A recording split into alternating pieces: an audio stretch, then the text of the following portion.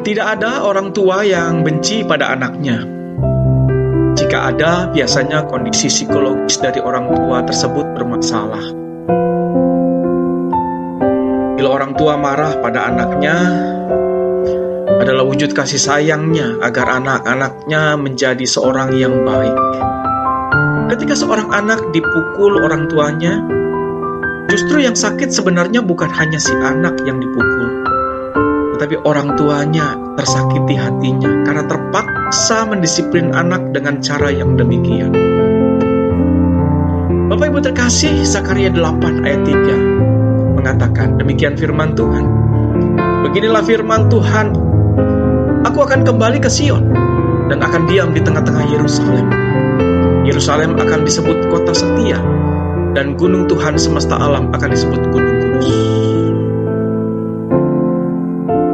Teks yang baru saja kita baca memperlihatkan bagaimana usaha Allah mengembalikan umat pilihannya pada posisi yang seharusnya, yaitu hidup kudus dan tak bercela karena dosa mereka.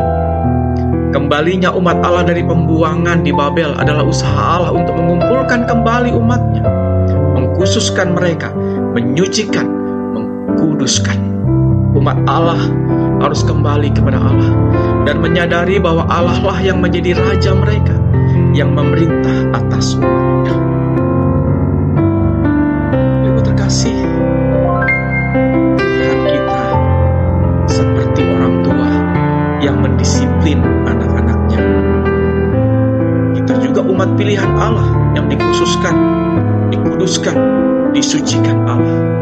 Allah menjadi raja atas hidup kita, mengendalikan dan memerintah atas hidup kita, atas rumah tangga kita, atas seluruh kehidupan kita. Ia menjadi raja, raja yang hadir dalam kehidupan kita, raja atas diri kita. Hari ini kita diingatkan kembali bahwa Allah lah yang menjadi raja atas hidup kita. Ia diam di dekat kita, Ia ada di dekat kita, mengendalikan kita, mengontrol kehidupan kita. Tetapi persoalannya, berapa banyak kita tidak menyadari dan hidup semau kita tanpa pernah menyadari bahwa Allah di dekat kita.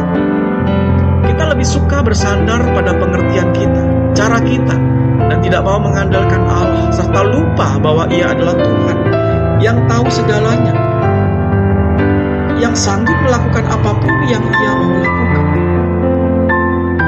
Padahal Kristus sudah memberikan contoh, teladan bagaimana cara Ia hidup di dalam dunia ini, dengan bersandar penuh pada Bapanya dan menyerahkan seluruh keberadaannya kepada kehendak Bapanya dan bukan kehendak kita.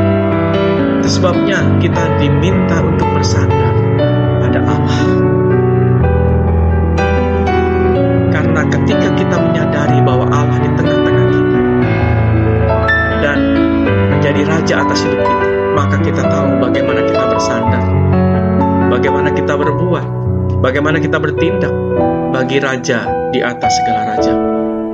Hidup bagi Dia dan bagi kemuliaan Dia, mengerjakan keselamatan kita dengan serius, dan hidup kudus bagi Allah, sehingga Kristus nampak dalam kehidupan kita dan dapat dilihat oleh banyak orang, sehingga orang dapat melihat bahwa kita orang yang setia pada Allah dan orang yang mengandalkan Allah semesta alam di dalam kehidupan kita.